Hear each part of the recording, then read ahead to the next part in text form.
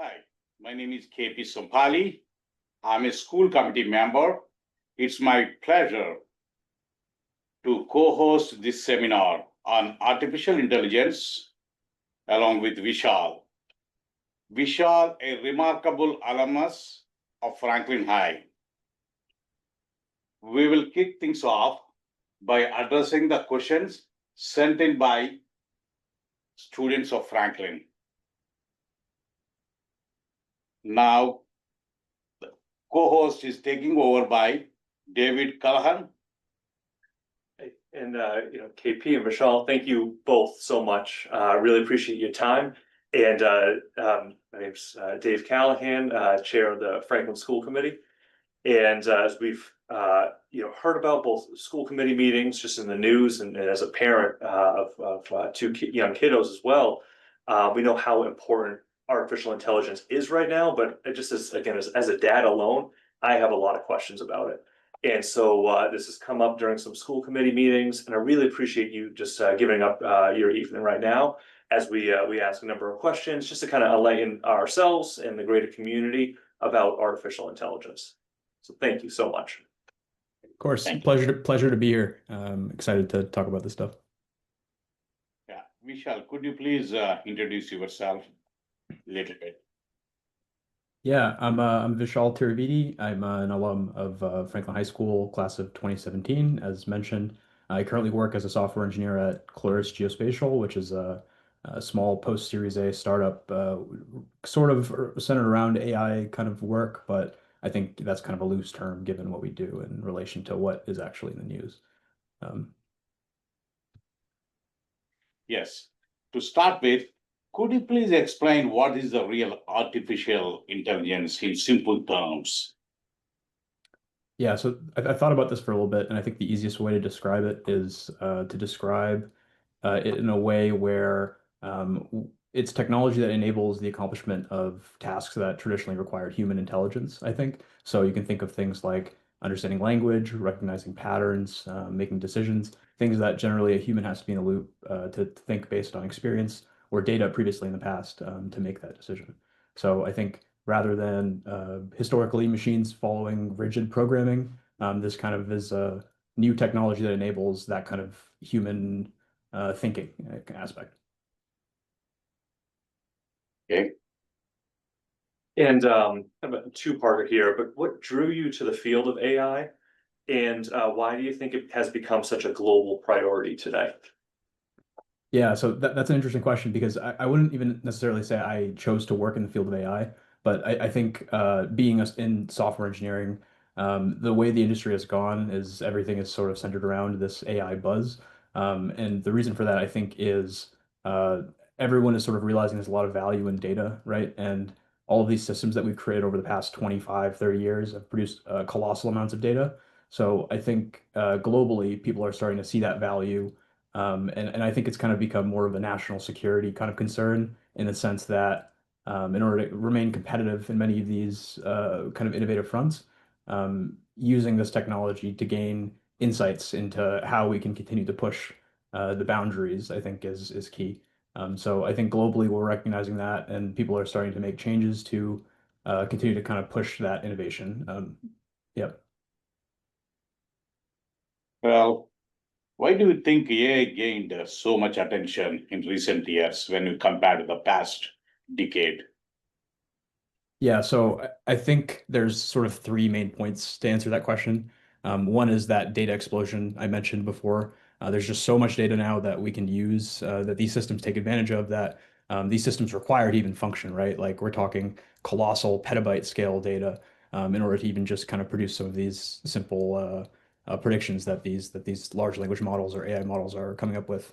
The second one is computing power. We're in an age where there is just such advanced server infrastructure and computing chips that are coming out every single day. There's new hardware coming out from NVIDIA, AMD, whatever the top chip manufacturers. So I think that's just something that wasn't possible in the past, and kind of just general innovation there has unlocked a lot of opportunity. And the third, I think, is just algorithmic breakthrough. I'm less familiar on this front, but there's a lot of research that's been done in recent years that have led to a lot of breakthroughs that are specifically the reason for the boom behind these large language models like ChatGPT. I know there's a lot of work specifically in the transformer kind of world, which is a loose term that you may have heard when talking about this subject. But I think there's just a lot of research that in the last even 5 years has unlocked a lot of opportunity here for some of these companies. And that's led to this explosion that we see today, where there are, hundreds of thousands of new companies that have come out with new AI powered tools, right? And you can talk about like those, like the new companies that are kind of coming on out. Like, how do you think AI is reshaping other industries, like healthcare, education, transportation? Yeah, so one example I can think of is I know there's a lot of work in, like, for example, disease discovery research, where they're able to look at so much data of past examples of specific occurrences of disease or whatever cases, and they're able to come up with insights into why that might be happening at a scale that we weren't able to see before. Additionally, I know, like, there's a lot of kind of ease of life functionality that these tools are giving us. So another example in healthcare could be doctors are very busy, right? There's not enough time to see how many patients there are every day. One thing to give time back to doctors that companies are coming out with is just this idea of AI generated charts or AI generated notes, right? So as a doctor is going through and they're talking to patients and going through whatever processes that they have to go through, that kind of aspect of stopping and creating a chart is fully automated, whether it's through voice or just a recap after the fact. That frees up a lot of time for those individuals to focus on things like the patient experience, right? Which is kind of something that has deteriorated in recent years. I think also, like, you can think of self-driving technology.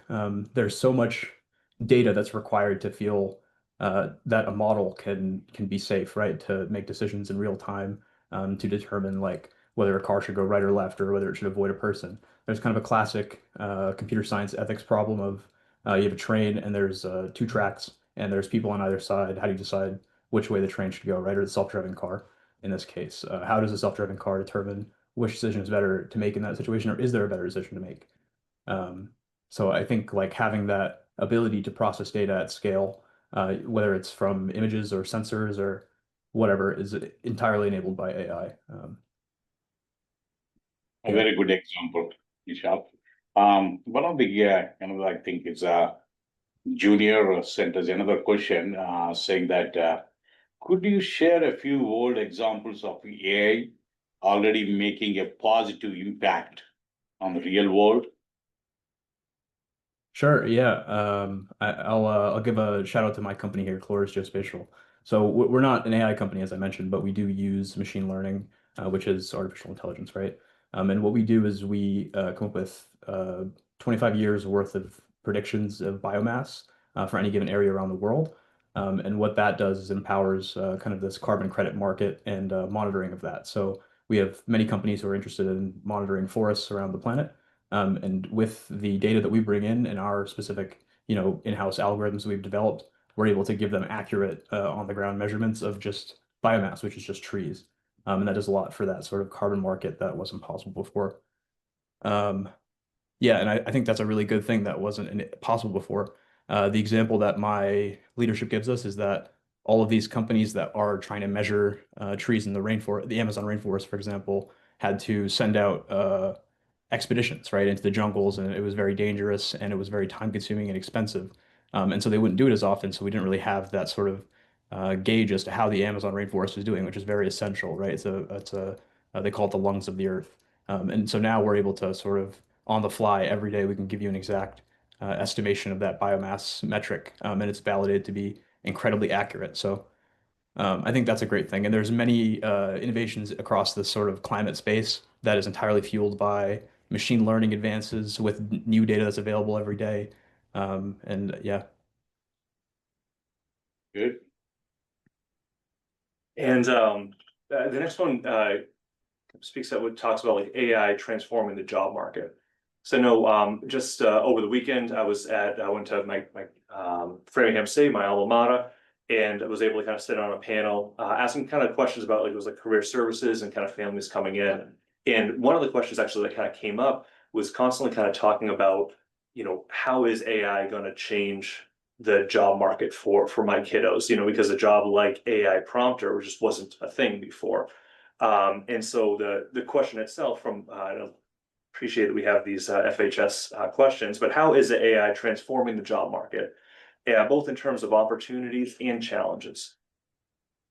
Yeah, I mean, it's a tough question because there's so many different job markets with characteristics that change based on whatever factors, right? But I think in general, the big trend that seems to be coming out is that companies are thinking that they can get away with hiring less junior people, right? And so you're able to get away with, I think, instead of hiring maybe 1,000 interns over the summer, you're able to hire one third of that and have them use AI tools, have your lower level people use AI tools, and have those senior people kind of observe and approve what is being output by those AI tools and the juniors that you do have.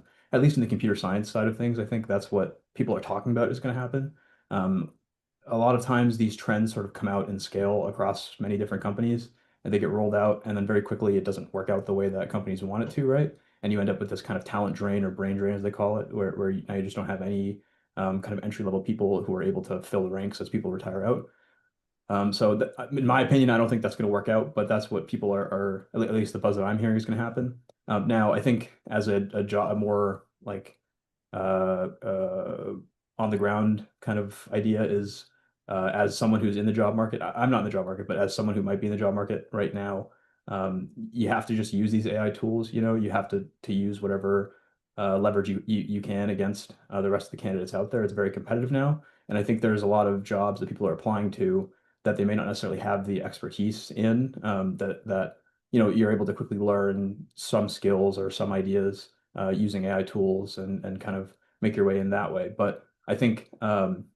ultimately, like even if there are uh, AI tools or software that are replacing jobs, as kind of the fear is, there's always going to be a need for, I think, human validation and people that are actually ensuring that these models are doing what they're supposed to, right? There's a lot of buzz about new roles kind of opening up in the terms of, or in the idea of prompt engineering, where you're actually fine-tuning these models. And I think there is something there because what industry research has shown recently is that having a kind of general model like ChatGPT or Claude, a large language model that knows everything, quote unquote, isn't the best case, especially in a business scenario where you're very reliant on these systems or you want to be very reliant on these systems, right? And the better thing to do is to actually have very niche, fine-tuned models trained on very specific sets of data that are unique to your case. And so I think that opens up this entire section of like, okay, well, you need analysts and people who are able to validate and kind of feed in data and make sure that those specific models for your enterprise are doing what it's supposed to. Um, yeah, and I mean at the end of the day, it's just software, right? Like this is just another kind of trend in this major industry that I think is being hyped a little bit beyond like the real impact it's making now. You hear about a lot of numbers in terms of like burn rate for these companies with how much money that they're losing every day versus how much money that they're making every day, right? And I think that in the coming years there will be kind of a culling of like how many of these companies are actually able to make a lasting impact and replace jobs like they're saying. Like there's some AI companies I'm seeing that are just their whole strategy is like we want to make XYZ thing obsolete, right? Like we want our software to do that. I don't see a world where that's going to be 100% the case. I think there's always going to be humans in the loop. I think there should always be humans in the loop, right? Like do we want to have a world where there's just systems running 24/7 with no oversight and no regulation? I think we'll get into that eventually, but yeah. Yeah, one of the questions we commonly hear wherever we go, some people worry that AI will replace most of the human jobs. In your perspective, what do you think of that? How do we balance between innovation and job security? Yeah. I think it's an ethical question, right? It's like do we sort of the last point that I made there was do we want to have no humans in the loop? Do we want to have a world where people aren't working and kind of systems are completing every task for you, whether it's like banking to like at the drive-through, there's nobody there on the other end to talk to, right? Now you just have one guy who's flipping burgers in the entire restaurant, and everything else is fully automated. But that guy is now incredibly stressed and working really hard, right? Um, I don't think, in my opinion, that that's a world that we want to live in. I think that at the end of the day too, like people need to work to feel fulfilled, right? Or to make a living and survive. And so like there's other things in place. Like if we're talking about completely collapsing the job market like that and wiping out millions of jobs across the country, like we have to rethink how the country operates at a fundamental level, I think. Now I think that like that's not going to happen in my lifetime even, right? I'm 26.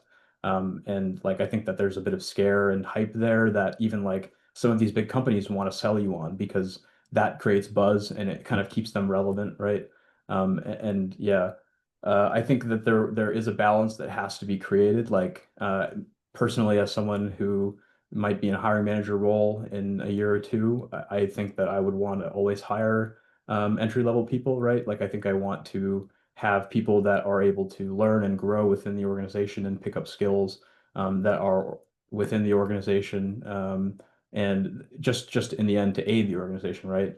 If you put all of this on systems, you're relying very heavily on something that you may not even have 100% control over. Whereas like people that you're hiring, you're able to kind of mold and fit into the position that you want them to fill and the value that you want them to create, right? I think to achieve like the maximum potential out of these tools is to have those people on the front end actually operating these systems, but in a sense, in a way where they're like 1,000% empowered by these systems. They're able to produce a lot more output, and they're able to work a lot more efficiently, and they're able to feel like they're able to accomplish more. But I think like we have to decide as a society, like we want that balance, right? Like we want people to be more productive, but we also want to give them more time back in their lives. Like we want to automate away the boring or repetitive stuff, but kind of leave the complex or nuanced stuff where a human touch is required to the human operators in the system. Okay, good analysis. Another question is, with the great power comes with great responsibility. What ethical concerns, in your perspective, is the most urgent needful in AI today? Yeah, I have a big concern about the kind of data hungry nature of a lot of these enterprises that are pushing out some of these tools. They live and breathe on data, and they need that data to operate. You hear about lawsuits from artists or writers or whoever that are talking about their content kind of getting misused by some of these major companies, and they're sort of just getting settled or hidden away because they just, we're talking about billion-dollar companies, right? Like they have the scale and the ability to kind of do whatever they want, and maybe there are repercussions, but they're very minor relatively to them. Um, I think that with those concerns, there's also like kind of the privacy element of it. You don't want any one company to have just infinite data. You don't want them to know everything about you, I think. And you don't necessarily know like are they if they're not playing by the rules when it comes to like copyright or just like regulation, how do you know that they're going to play by the rules when it comes to like data security, right? And making sure that you're like if they have your social security number or whatever other private information that you might give them, they're maintaining it in a secure way that even if they do suffer some security incident, there's no issues with like now your data is over the internet, which happens to be the case with many other companies that do the same thing where they're amassing data because at the end of the day today, like I think every company is just trying to amass as much data on their customers as they can or adjacent customers so they can continue to grow their business using AI or data-driven technologies. Uh, Another problem I think too is like the bias fairness question. Like how do we know that these models at the end of the day, right, as I've mentioned, are driven by data. They're trained on data. How do we know that the data that they're being trained on is truly unbiased and fair, right? Like how do we know that these predictions and decisions they're making that the models are kind of presenting to you as fact are not based on someone else's bias or someone else's research, right?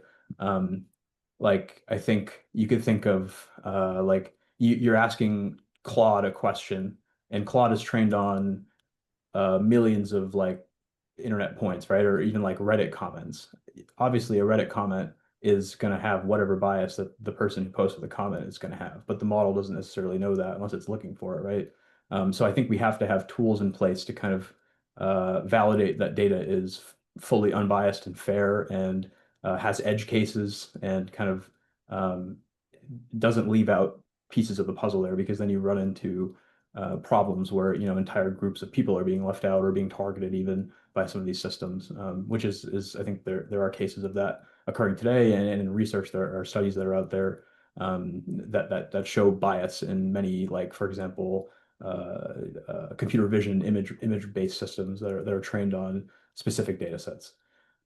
Um, Yeah, and then I think my final thing that I have a concern about is the use of AI in military technologies.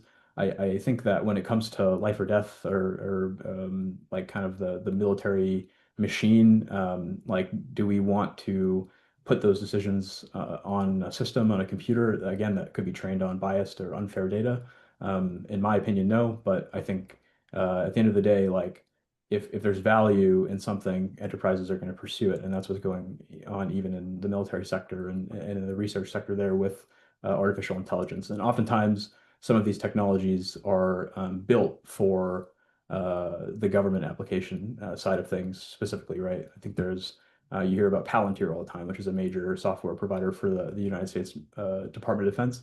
And they do many things when it comes to AI and surveillance, and specifically facial recognition, and we just don't know anything about that and what's going on. But it could be impacting many of our lives day to day. Yeah, so I think there are many, that's three things, but there's a lot of concerns, and I think that maybe kind of shows you that like this is not like a finished idea or technology. It's very much so in progress, and kind of like it's a very recent innovation, even though they've been working on artificial intelligence for 30, 40 years. We've only got like this is kind of a new stage, a new era that's been created, and I think kind of this idea that we want to deregulate everything, and we should deregulate everything so we can push this innovation forward as fast as possible is not the right answer. And I think we have to take a step back and make sure that we're implementing these systems in a way that is fair and is actually producing the correct answer. Because if we're telling people that these systems are smart and they are going to tell you the right thing, they're going to tell you what is correct without any bias, just kind of from a computer's perspective, right? It has to do that. It can't be making things up and having that bias, because then you're spreading misinformation at that point. And I think especially that last point from like a school like perspective, I know it could be very easy for a lot of students, for kiddos to kind of go into jump into ChatGPT or any other of those AI kind of models and just assume that whatever comes out is gospel. So thank you so much. Really actually anticipated the next question, kind of talking about that bias that a lot of these AI models have. So thank you very much for that. And Sure. I may just jump to my next question then. So when you talk about especially like the military application, kind of, growing up watching like the Terminator and watching the Matrix, there was always that notion that, science fiction as, AI kind of uprising and taking over that human kind of control, human element. Is that really like science fiction, or is there some facts kind of based around that could happen down the road? I think it's science fiction. I don't think there will be like a Terminator style like overtaking of all systems around the world. Although like, the joking about it is certainly funny, because we are kind of like we're creating that Skynet kind of world where everything is connected, right? Like everything is these days you get fridges and washing machines that are connected to the internet, and that are very much so ingrained in every day of your life, and may even collect data on you, right? But I don't think that like I think that's kind of like a fear-based idea, right? Like, humans, we don't understand anything as much about AI as maybe things that we've been working on or learning about for thousands of years prior to this. And so, like, we create these fictional representations of what it could be. But I think, like, there's some ideas there that, like, uh, could be taken seriously. Like, I don't know. Like, I think you have to have controls in place to make sure that these systems are human centric. That's an idea I've been thinking about a lot recently, and I don't remember where I read it, but like these systems should be built in a way where they are benefiting humans. There should never be a scenario where they are pr doing some action at the detriment of humans. And I think that even goes all the way to like should we take away jobs and replace them with systems? I think no, because that's not human centric in nature, right? Like we're taking away people's livelihoods to maybe make like the end user's life easier, but at the detriment of a human. And I don't think that's the right answer there. And so I think like if you're designing computer systems and you're not training them to make the right decisions with safeguards, then like yeah, you can definitely lead that can definitely lead to unintended consequences, especially if like we want to introduce these systems into the medical side of things, or like I could think about like air traffic control, right, is something that's incredibly stressed these days, and could probably benefit from some automation. And I'm sure that there are people who are working on that. But like, should there ever be a scenario where that system has to make a decision that is putting people's lives at risk and it makes the wrong decision? That should never happen, right? I think we have to have safeguards. We have to build these things in a way where we prevent that from the get-go. Like we can't run into accident. There's no trial by fire, right? Oh, well explained, Vishal. So in your perspective, how can students take advantage of AI applications like ChatGPT, like in an ethical point of view, in your perspective? Yeah. Um, I guess for me it's tough because I wasn't in school through kind of with these tools in place, but I think it's very easy to fall into the lure of like um, I could use this for everything, right? Or I could have it answer all of my homework questions for me and get good grades on my homework. But at the end of the day, I think if your goal is to learn and build skills, you should use these tools as a technology to do so. And even if maybe that's not your goal, or if that's not like at the forefront of your mind, I think if you're using these tools in a way where you're asking it questions or you're asking it, hey, explain this homework question to me, like what is it asking really, in a way that I would understand, because you're asking the question in a way that you want to ask the question, right? And so I think that can be very powerful. I also think it's nice to have like there is some element of like you can have back and forth with a large language model, right? And so oftentimes, me personally, I'll be brainstorming ideas that I'm trying to write code for example, and I'll be outputting full project plans and like kind of trial and erroring specific aspects of each project or each task I'm working on. And so having that back and forth and like brainstorming is nice. Being able to like parse large amounts of data, like if you're a student, I don't know, like and you have uh, you need to summarize something, right? And for some reason, you have some large paper that you're trying to read. Maybe you don't have to know every single detail, but you want to know the ideas out of it. You can put that paper in through Claude or ChatGPT and ask it to summarize in a specific way, touching on certain points that you want to touch on, and it will do that for you. So I think there's a lot of like custom application here where you can really leverage the open-endedness of your requests with these tools. There's also like I can think of there's infinite companies now these days that are coming out with different productivity tools or apps or whatever that you can use. One other beneficial one I think that I used before or my company uses now actually day to day is it's called Granola, and they do AI generated notes. And so I think there's a question here of like, obviously you don't want to be recording everything if you don't have consent, right? You want to make sure that there's consent from all parties involved. But for example, in our company, we've all kind of blanket consented for meetings. We want to have this tool running, and it does a very good job of just listening to audio and creating line by line notes of every single point, what every person specifically said by name. It'll have action items. You can have it like create a full outline of the meeting after the fact. Like I think they just added an update where you can integrate it with like your Google Calendar and send out a follow-up meeting or send out emails right after. So I think like that could be something that's very powerful for a student, especially like, myself as a student, I had trouble paying attention sometimes. And I think a lot of times I would think that if I was taking notes, I must be paying attention, right? But I'd end up kind of focusing on just taking notes and just writing and making sure tracking every single little thing. And I think a solution to that in college that was presented to me was, hey, you can just start recording lectures, right? Or we're going to record lectures for you and present it to you, and you can take notes after, and that helps. But this is kind of taking it to the next step. Like you're recording in real time, and you're in real time seeing the transcription of notes occurring. So even if you're in the meeting or in class, you can kind of see like, oh, this was the point that we just discussed, but it's broken down into three very simple points, so I can just look at it really quick now or after the fact, after the meeting. So I think there's a lot of like new technologies coming out every day that could help if you use them the right way, right? It's all about, I think, what your intention is with these tools. If you want to learn with them, then you'll be able to learn, you'll be empowered very much so. But if you're just if you're just using it to get through assignments, you're still not going to learn. You're not going to be able to use it on your exams or tests, right?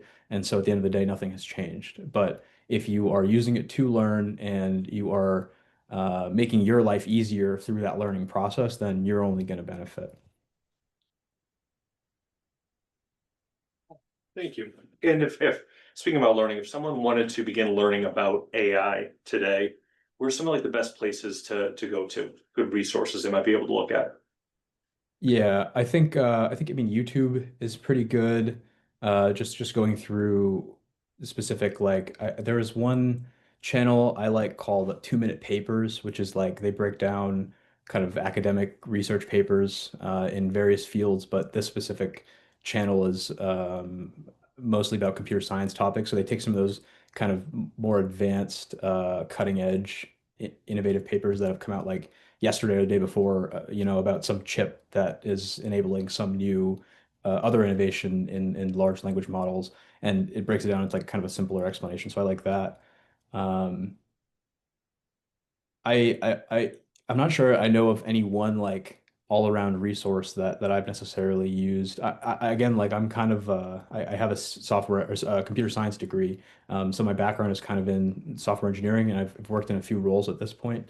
And it's just the way I think about it is it's just software at the end of the day, right? Like we've been doing this for 20 years. We've been working with data for 20 years probably now, and we've generated so much data.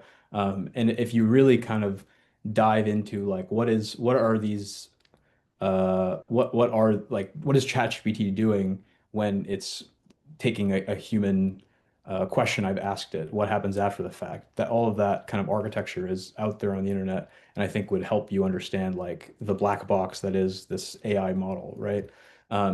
And I think thinking about it from that perspective of like it's not really any different than like a Facebook or any other thing that came out on the internet over the past couple of years. It's sending your request somewhere, it's processing it. In this case, it's processing it and thinking about so like a colossal amount of data, and then giving you back your answer, right? So, um, yeah. Thank you. Yeah, for most people, this AI is new territory. Like, how can students prepare themselves to compete in the real world? Like, making the technologies up to date and sharpening themselves to the current world. Yeah, I think every employer in 2025 wants to see your ability to use, like at the very least, ChatGPT or Claude or whatever tool they're paying for their employees, right? To increase productivity. So I think having that ability or familiarity is a plus. Um, I'm not sure that there is any specific, like again, it's really industry specific. Like with computer science, there are so many tools that are able to plug right into like your development environment and can code with you almost, right? Like you're writing code and it's suggesting the rest of the line for you, and it's very powerful. And like day to day, I'll use an extension of Claude that's called Claude Code, which it installs directly on my computer, and then I'm telling it a human question of like I want to create I want to create this web page, right, based off of this data that I have already in this folder. And it'll go and read the folder, analyze it, and then it will present me with like a step-by-step plan of what it's going to change in order to achieve the goal that I want it to achieve. And then very quickly it will just spin that up. It'll look pretty rough, this web page, but then I can go in and I can mess with the specific things that I want to change. I think like the big takeaway or the big like thing that this like movement enables is that ability to very quickly start doing something and run with it, right? Especially if it's like internet based or like knowledge based, where you can there is so much data or documentation on how to do something, you can quickly learn and iterate on that and kind of like I think produce skills that previously you wouldn't be able to just start with without any sort of training or kind of ground knowledge. And I think that's very powerful. So I think as a student, you should be kind of thinking like, what can I do now with these tools that are so powerful and can kind of like create a lot of value for uh, people. Well, in your perspective, like do you really suggest to change anything in the terms of curriculum of the schools? When you graduated from the Franklin High, times were different. Now the times are totally different. There's so much AI acceleration happened in between. So you really think we need to change any kind of curriculum in terms of schools, colleges, or anything like that?